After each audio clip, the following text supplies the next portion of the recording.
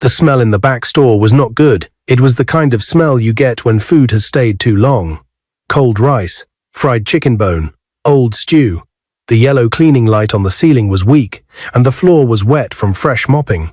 And that was where Adam saw her. Madame Evelyn. She did not know he was standing there. The old woman was on the floor in front of the big black trash bin. Her uniform was dirty. Her grey hair was loose and rough, like she had been crying and using her hands to wipe her face. She held one hand inside the trash bin, searching fast, shaking, like someone afraid of being caught. Then Adam watched her pull out half a piece of fried meat, wipe it on her apron, and put it in her mouth.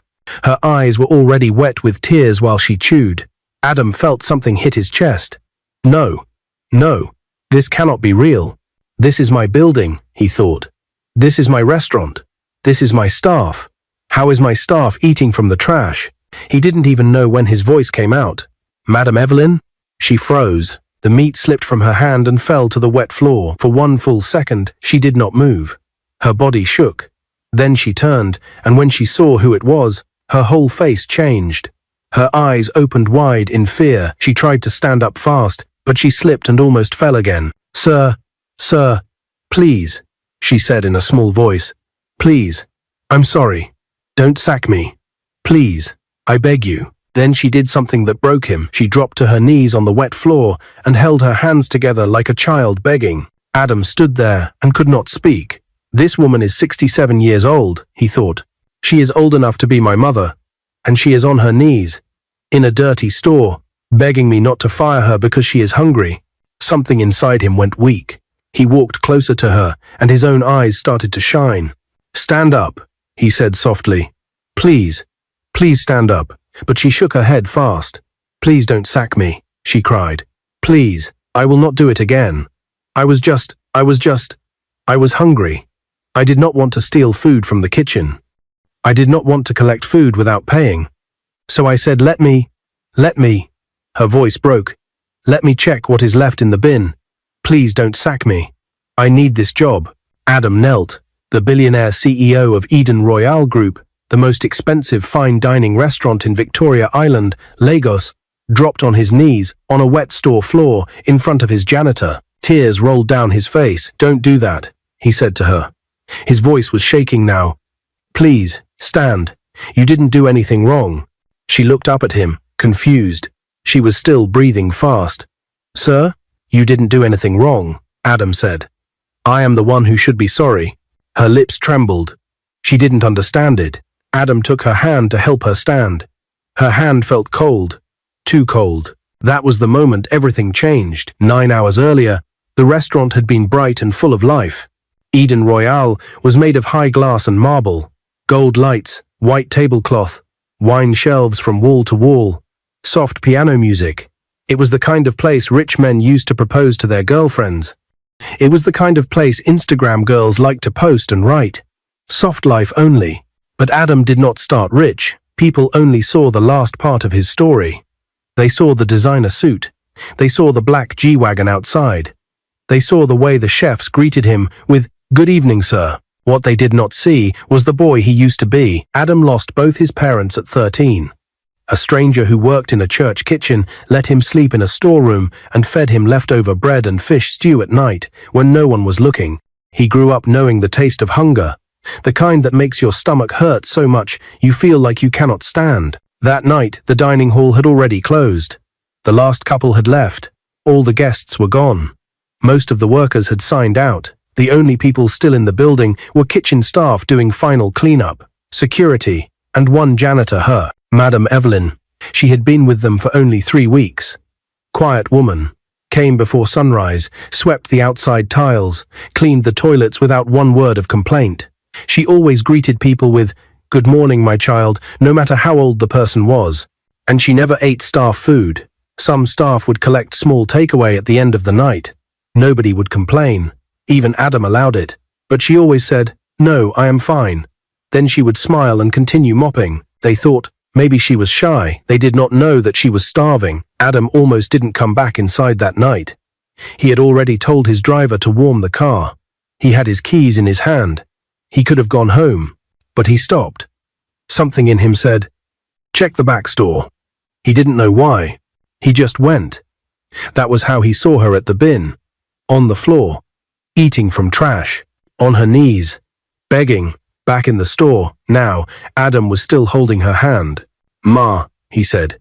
His voice was soft and careful, like he didn't want to hurt her more. "Talk to me. Please. Tell me what is going on." Her face folded.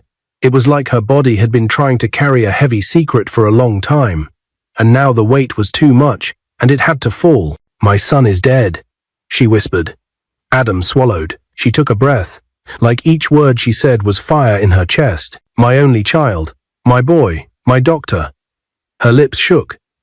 "He used to call me every night. He always said, 'Mama, don't worry. I will take you out of this life. I will buy you a small place. You will rest.' He was on his way to come see me 5 years ago. They called me and said the bus crashed before Benin. He didn't make it." Her voice cracked. Adam felt his own jaw lock. "I could not pay rent after that," she said. "People in my street told me I killed him. They called me witch. They said, 'How will a mother still be alive when her only child died like that?' They told my landlord. My landlord said I should carry my load and leave his house because he does not want a witch in his compound." Adam shut his eyes. "I sleep under bridge," she said. "By the pillar. I hide when boys are shouting and smoking. I hold my bag tight when I sleep because they can steal it. I walk from there to this place every morning. I said, let me work. I said, let me start again. I said, maybe this month, when salary comes, I can buy small food and find a small room to rest my head. It's ill." She wiped her face with the back of her hand. Her hand was still shaking. Then she said the part that broke him in half. "Sir, today I was shaking. I could not stand. I did not eat since yesterday morning. I cleaned the toilet and I was seeing light in my eyes. I did not want to steal food from the kitchen. So I said, let me check the bin. Maybe chicken bone is still there. Please, don't sack me. I promise I will not be weak again." Adam felt his throat burn. He actually felt pain. He held her 2 hands now. "Listen to me," he said, and his own voice was not steady anymore. "Nobody is sacking you. Nobody is punishing you. You didn't fail me. I failed you." Her eyes lifted. She could not believe what she was hearing. "From today," Adam said, breathing hard, "you are not sleeping under any bridge again. You are coming with me. Do you hear me? You are coming home with me." She stared at him like he was joking. "Sir, what do you mean home?" "My home," Adam said. "My house. You are not my janitor anymore." She shook her head, confused. "I don't understand." Adam swallowed, wiped his face, and said the words that made the air in that small, dirty store feel holy. "You are my mother now." For a long time, nobody moved. Even the fridge hum felt quiet. She covered her mouth with both hands. Tears ran down her face so fast they dropped from her chin to the floor. "Sir, please," she whispered. "Don't play with me." "I'm not playing," Adam said. "I grew up with no parents. I know what it means to have nobody. I will never watch you eat from a trash bin in my building. Never." He stood up, helped her to stand again, and wrapped his arm around her like a son. "Come," he said. "We're going." Right then, one of the junior chefs opened the store door to drop a crate and saw them. He looked confused. His eyes jumped from Adam's arm around her shoulders, to her wet face, to the tears on Adam's own face. "Sir? Is everything okay?" Adam turned his head slowly.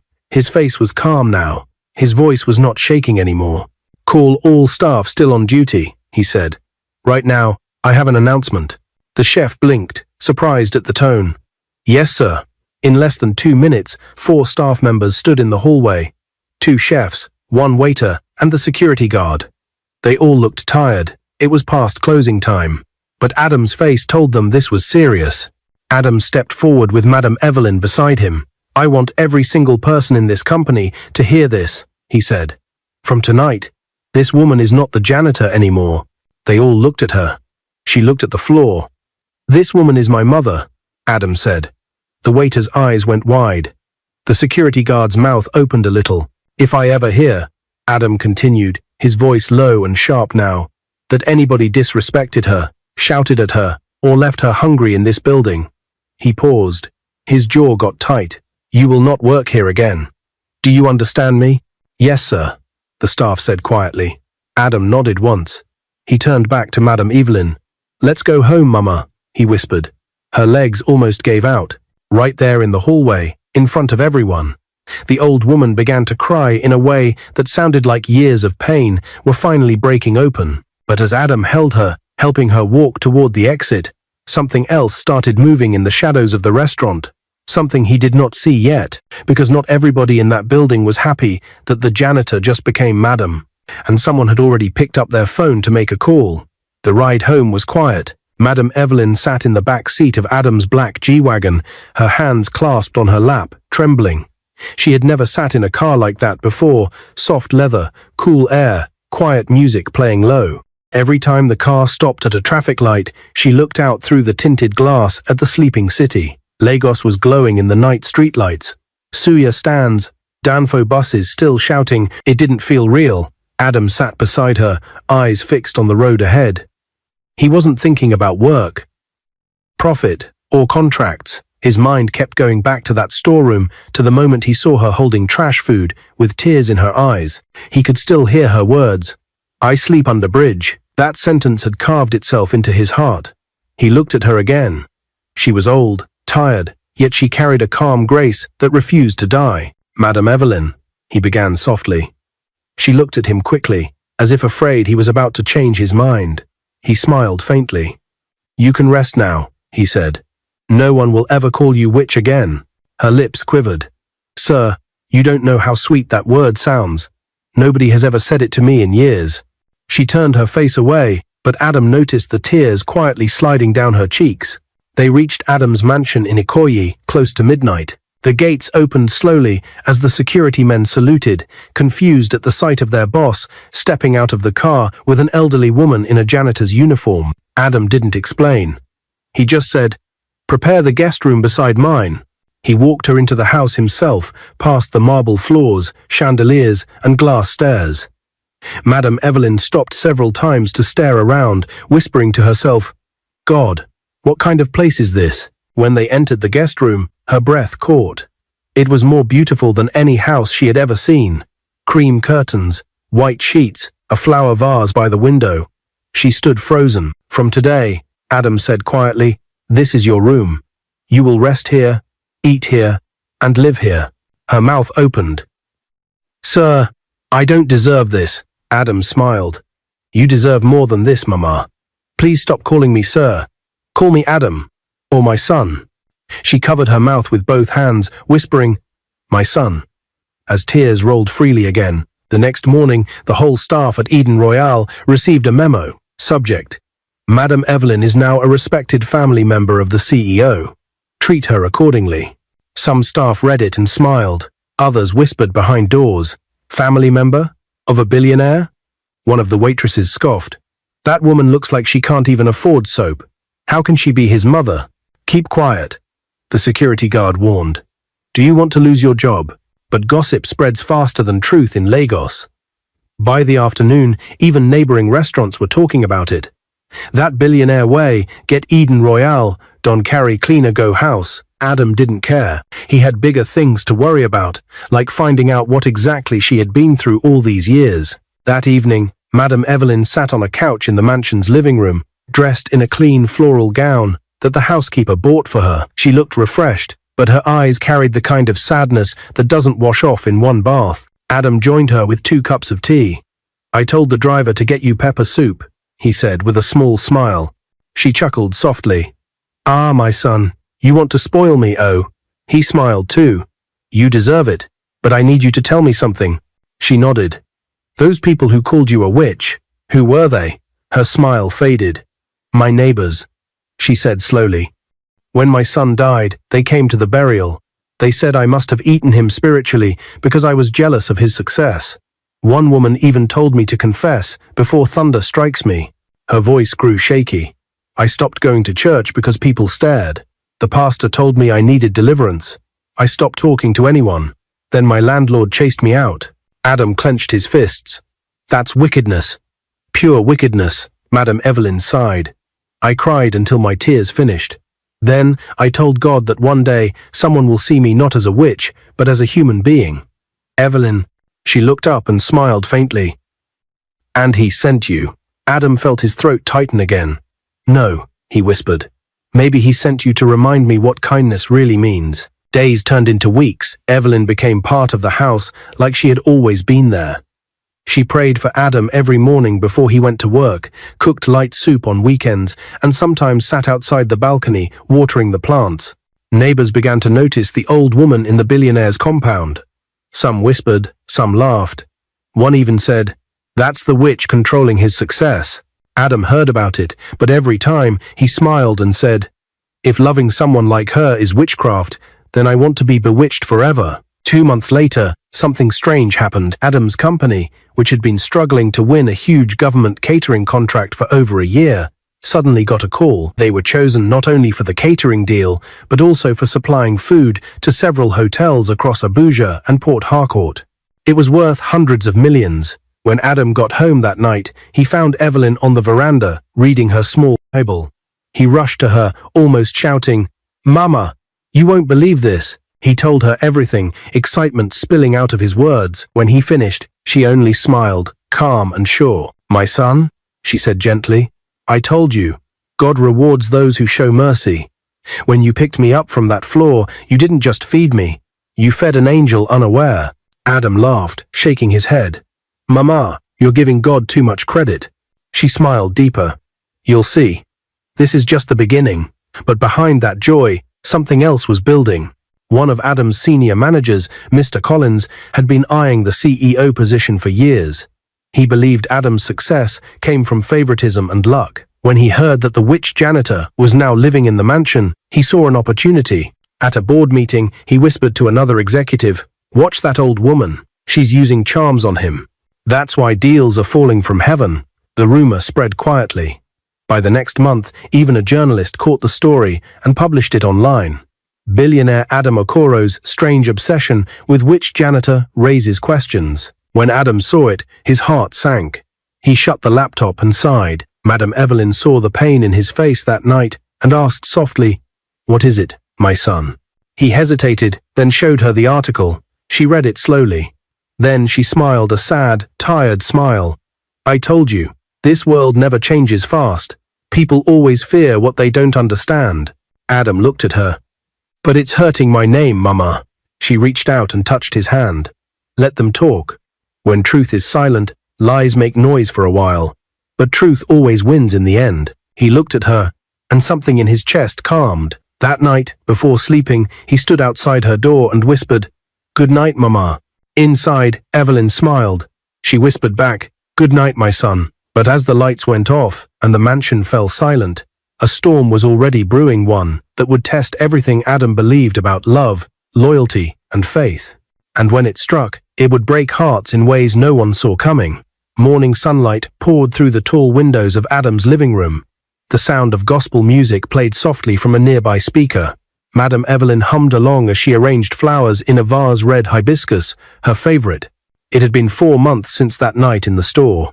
The woman who once ate from the trash now walked with quiet dignity. The staff at Eden Royale now called her Mama Evelyn, and even customers noticed how her smile lit up the restaurant whenever she stopped by. But behind Adam's calm success, there was something missing. Loneliness.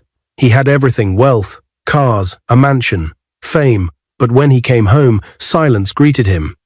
Sometimes he would see Mama Evelyn reading her Bible and smile, but when she went to bed, the emptiness returned. Until one afternoon, it was a business luncheon at Zenith Bank headquarters in Victoria Island. Adam was there to finalize a catering partnership with the bank's top executives. The room was filled with serious men in suits and elegant women in pencil skirts, and that was when she walked in. Benita, a banker, mid-20s, tall, dark and graceful, with kind eyes that seemed to notice more than people said. Her smile wasn't loud. It was warm, like sunrise after rain.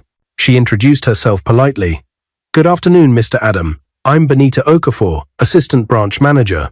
Adam stood up to shake her hand, and something in that small touch made time slow down.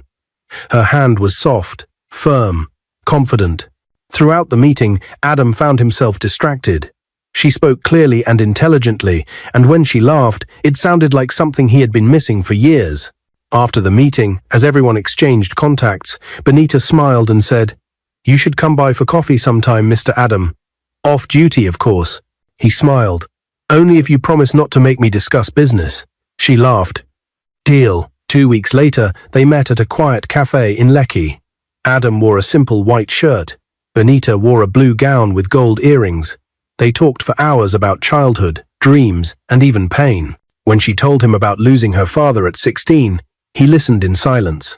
When he told her about being an orphan, she reached across the table and touched his hand gently. You have a kind soul, she said softly. The world needs more people like you. That touch stayed in his mind long after the evening ended. By the 3rd week, Adam brought her home. The moment Benita stepped into the mansion, the air changed. She looked around politely, but her attention quickly went to the elderly woman arranging fruit in the dining room. Good evening, Ma. Benita greeted, smiling warmly. Madame Evelyn turned, smiled back, and said, Ah, good evening, my daughter. You must be Benita. My son talks about you often. Adam blinked. Mama! Benita laughed, her cheeks turning red. He does? Evelyn nodded proudly. Every day. I knew this must be the woman behind that smile I keep seeing lately. They all laughed, and that was how it began. From that day, Benita and Mama Evelyn became close. Whenever Benita visited, she went straight to the kitchen to help Mama prepare food. They talked, laughed, and shared stories. Sometimes they sat in the garden together, while Adam joined them with fruit juice in hand. It felt like family, something Adam had never truly known. Even the staff noticed how lively the house had become. The laughter, the aroma of food, the sound of gospel music mixed with love songs playing from the living room speaker. One evening, Adam walked in to find Benita massaging Mama Evelyn's shoulders while they both watched a movie. Ah, my son, Mama said, smiling. This girl is golden. If you delay too long, another man will steal her. Benita laughed shyly and hid her face. Adam chuckled, sitting beside them. Don't worry, Mama, I won't delay. Weeks later, Adam planned something special. He rented the Garden of Eden Royale, his first restaurant branch, the same place his dreams had started. It was decorated with white lilies, candles, and fairy lights. Benita thought it was just a dinner. When she arrived, she saw the table set beautifully, soft music playing, and Adam standing there in a black suit. She smiled. You didn't tell me this was a surprise dinner. Adam took a deep breath. It's more than that. He dropped to one knee. Benita Okafor, he said, voice trembling slightly. You came into my life and gave me peace. I didn't know I was missing. You showed me love that money can't buy. Please, will you marry me? Benita's hands covered her mouth. Tears filled her eyes. Adam, she whispered. Yes, yes, I'll marry you. Applause burst from the hidden waiters and staff who had been waiting nearby. Fireworks lit the sky above. Adam slipped a ring on her finger, and as he stood, Benita threw her arms around him, whispering through tears, You have no idea how much I prayed for this. From a distance, Mama Evelyn watched them with joy. Tears rolled down her face as she whispered, Thank you, Lord. I can rest now. The wedding preparations began almost immediately. Invitations printed. Venue booked. Mama Evelyn was at the center of everything, choosing colors, advising the planners, and saying proudly to everyone, That's my son. That's my daughter. For the first time in years, Adam's mansion was full of laughter and hope. But life has a way of testing happiness. 2 days to the wedding, Benita left early for work. She promised to return before nightfall to finalize plans with Mama Evelyn. Adam waved at her from the gate. Drive safely, my love. She smiled back. I will. It was a bright morning. The sky was clear. Everything looked perfect, until 3:17 p.m. Adam's phone rang. Unknown number. Hello? Are you Mr. Adam Okoro? Yes, speaking. This is the Lagos State Emergency Response. We're sorry, sir, but the lady driving a silver Toyota Corolla with plate number KSF 829 BT. She's been involved in an accident. Adam's breath stopped. What? She's being rushed to St. Nicholas Hospital. Please come immediately. The phone nearly fell from his hand. His driver saw his face and shouted, Oga, wetin happen? Adam didn't answer. He just said one word, drive. When he reached the hospital, the smell of antiseptic hit him like a wave. Nurses were rushing, patients were crying. His eyes searched everywhere until he saw a doctor walking toward him slowly, face pale. Sir, you're Mr. Adam. Yes, where's Benita? The doctor's lips trembled. I'm sorry, she didn't make it. Adam's legs gave way. He fell to his knees in the hallway, his hand pressed to his chest. He couldn't breathe. He couldn't cry. The world went silent. Mama Evelyn arrived minutes later, panting, her wrapper loose, tears already running down her face. When she saw Adam on the floor, she understood. She ran to him, knelt, and held him tight. My son, my son. Adam shook his head. Why, Mama? Why now? We were supposed to marry in 2 days. Why? She cried with him. They stayed there on the cold hospital floor, one man broken, one woman reliving her own loss through him. As she held his trembling body, her mind whispered the same words she had spoken years ago at her son's funeral. God, why do you take the good ones? That night, when Adam finally slept from exhaustion, Evelyn sat beside his bed, praying silently. God, she said softly, give him strength. Don't let this pain destroy him. But in the dark corners of Lagos, tongues had already started moving. People whispered again. First her son died. Now the woman his new mother lives with. Lost his fiancée too. That old woman is bad luck. And this time, those whispers were about to reach Adam's ears. The days after Benita's death felt like a dream Adam could not wake up from. The mansion that once echoed with laughter was now filled with silence. Curtains stayed closed. The air smelled faintly of roses, the same flowers Benita had chosen for their wedding. Her bridal gown still hung in the guest room, untouched. Every night, Adam would sit in the living room, staring at her pictures on his phone, her smile, her laugh, her messages. Sometimes he played her voice notes over and over until his battery died. He had buried his heart with her. Madame Evelyn tried to comfort him, but every time she opened her mouth, he only nodded weakly or walked away. He wasn't angry at her, just broken. But outside those walls, something dark was spreading. It started small. A neighbor whispered to another, Have you heard? That billionaire's fiancée died just like that? You know that old woman staying with him? They said her son died the same way years ago. Ah, are you serious? Yes, oh, they said she's a witch. Wherever she goes, death follows. By evening, the rumor had traveled across the estate. Within days, even online blogs carried headlines. Tragedy strikes again. The cursed janitor behind another death? People love stories that taste like gossip and grief. Even some of Adam's employees, people who once called Evelyn Mama, began to avoid her. In the restaurant, when she walked into the kitchen, conversations stopped. When she smiled and greeted, no one responded. One night, she overheard 2 waiters whispering near the corridor. I'm telling you, it's true. Since that old woman entered Olga's life, things change. The woman we eat from dustbin, now living in mansion? The other hissed. What if she here? Their laughter felt like knives in her heart. She turned away quietly, tears forming in her eyes. When Adam finally returned to work 2 weeks later, he could feel the distance in the air. People were polite but stiff.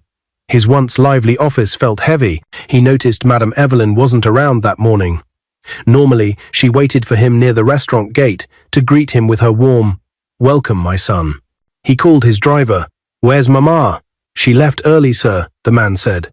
Said she wanted to buy something from the market. That evening, she returned late.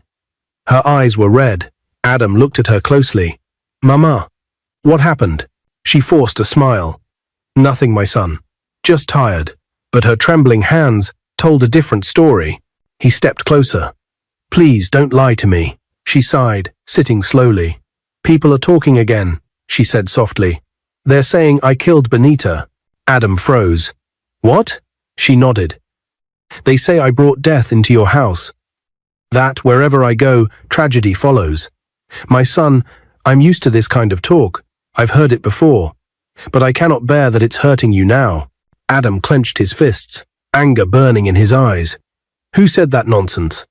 She shook her head. It doesn't matter. You can't fight every tongue. He looked at her long and hard, his chest rising with emotion. Mama, listen to me carefully. I don't care what anyone says. You are not the cause of Benita's death. You are not cursed. You are my mother, and I will never turn my back on you. Her tears flowed freely. My son. He knelt before her and took her hand. Do you hear me? Never. For the first time that week, she smiled. A small, broken smile, but real. That night, Adam sat in his study, thinking. He remembered the early days when the restaurant had struggled, how Evelyn's presence seemed to bring strange peace and blessings. He remembered her prayers every morning, the calmness she carried, the wisdom in her voice. He couldn't understand how anyone could look at such a gentle woman and see evil. But as he leaned back in his chair, his phone buzzed. It was Mr. Collins, his operations manager. "Sir, I just need to say this privately," Collins said over the phone, voice low. "You know I respect you, but you need to be careful. That woman, she's not ordinary. These things don't just happen twice."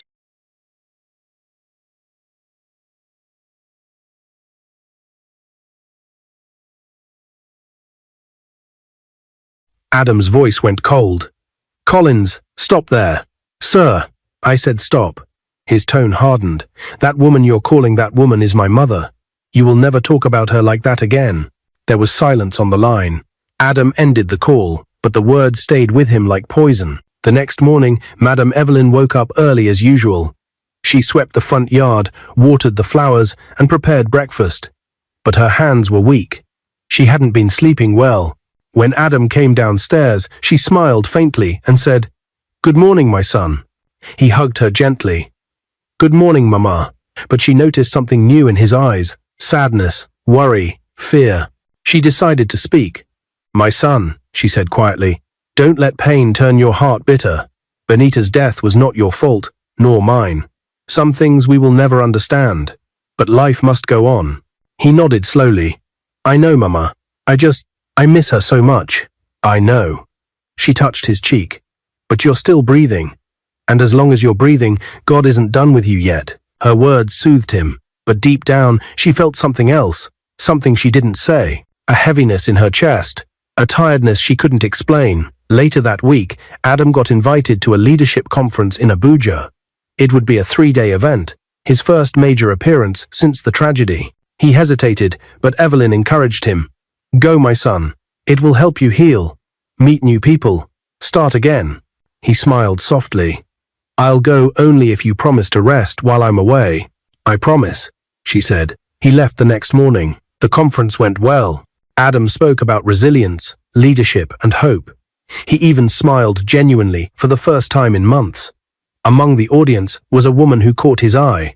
Tall, confident, gentle smile. Her name was Jessica, a marketing consultant. They exchanged contacts after the event, nothing more. But she reminded him of what peace used to feel like. He quickly called Mama and told her about Jessica and said he hopes they end up being together. When he returned to Lagos, he rushed home to tell Evelyn more about Jessica, how the conference went, how proud she would have been.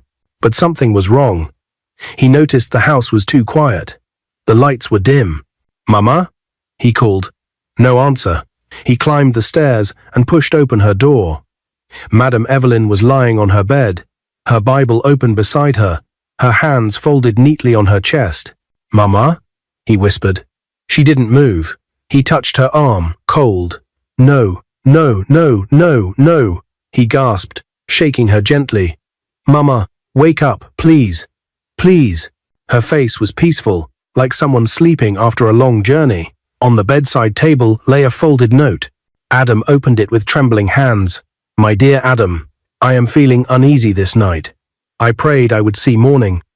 But if I don't make it, please go ahead with your life. That is what will make me happy. Thank you for giving me a second chance to live with dignity. You were a son to me when I had none left. Take care of Jessica. Be kind to her. Treat her well, like you treated me. God be with you always. Madame Evelyn." Adam sank to his knees beside her bed, holding the note close to his chest as tears streamed down his face. "Mama," he whispered, "you promised to rest, not to leave." Downstairs, the house remained silent. Only the sound of the clock ticking filled the air, the same sound that once echoed the start of their bond in that restaurant store. But now, it marked its end, and as Adam sat on the floor beside her lifeless body, grief swallowing him again, one thought cut through his sorrow like a knife. The world will talk again. And this time, he wasn't sure he had the strength to defend her anymore. The morning after Madame Evelyn's death felt like Lagos itself had gone silent. No car horns, no laughter, just the heavy hum of sorrow hanging in Adam's mansion. The sun rose quietly through the curtains, touching her room with a soft glow, but she was gone. Her bed was neatly made, her prayer book still open to her favorite portion.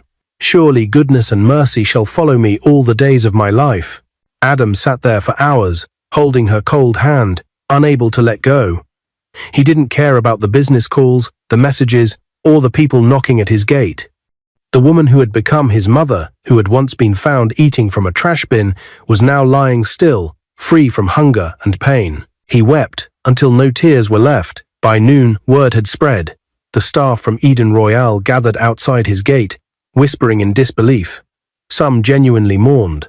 Others only came to confirm the rumor that the witch janitor had died. Mr. Collins stood among them, his face unreadable. "You see?" he muttered to another supervisor. "I said it. She's gone."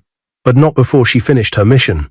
2 deaths in that man's life, his fiancée, and now her own death in his house.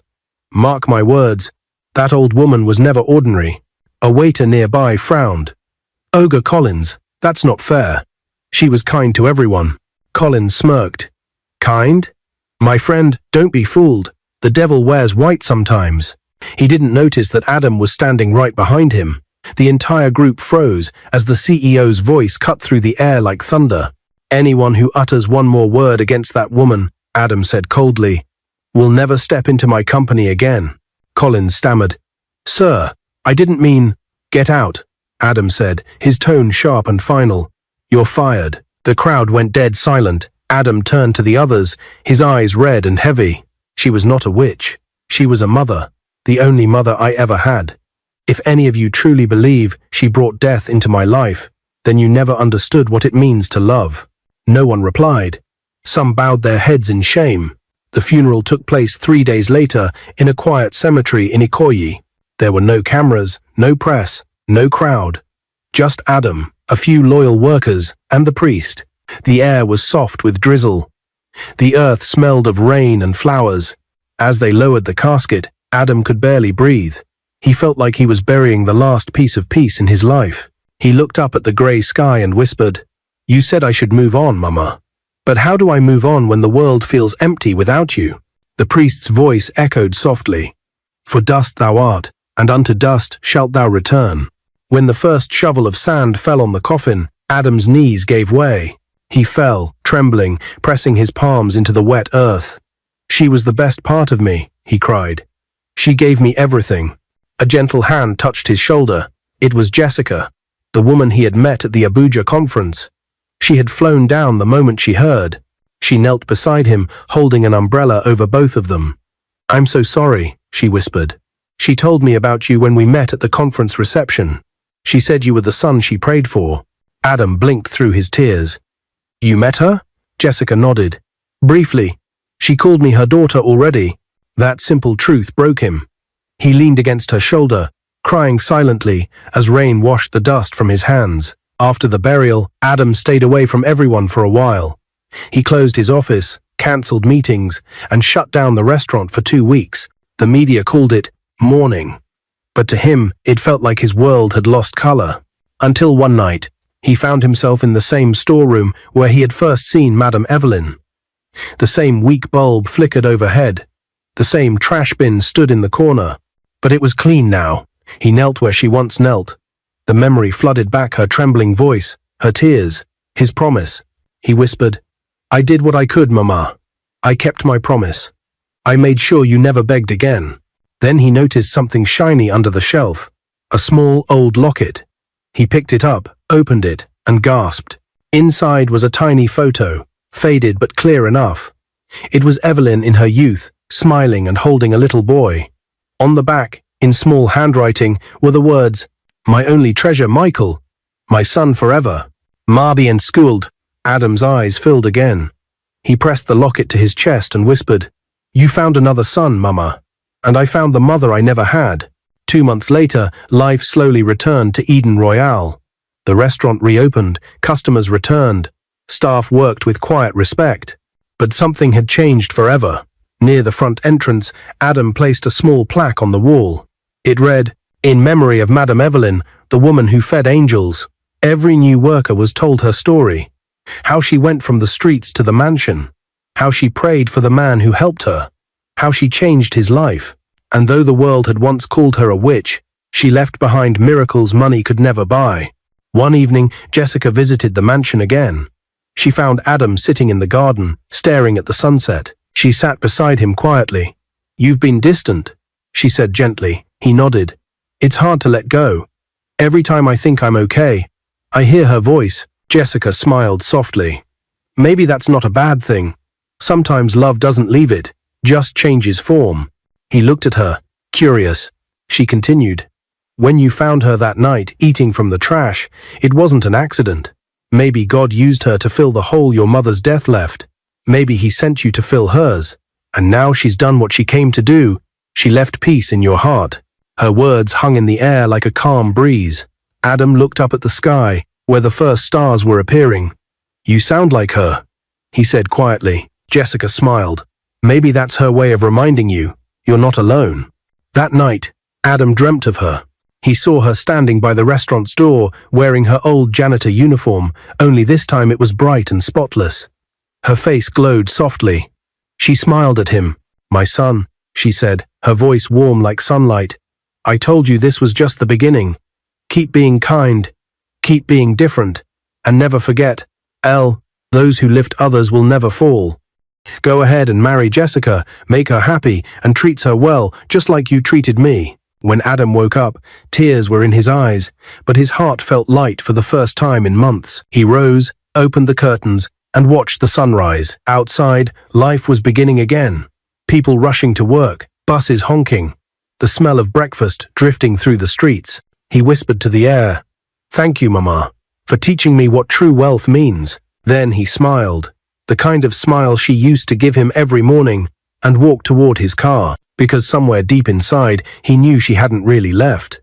She had simply gone home. 6 days after her burial, the wedding went on, just as she had said in the dream. Adam didn't want to, but Jessica held his hand and said, "This is what she wanted. To see you happy."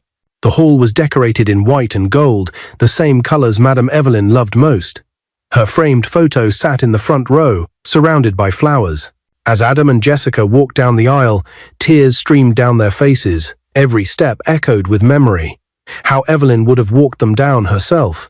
How she would have held Jessica's wedding gown with such excitement. The guests were silent, moved to tears as the couple stopped midway. Adam lifted his eyes toward her photo and whispered, "Mama, this is for you." Jessica squeezed his hand.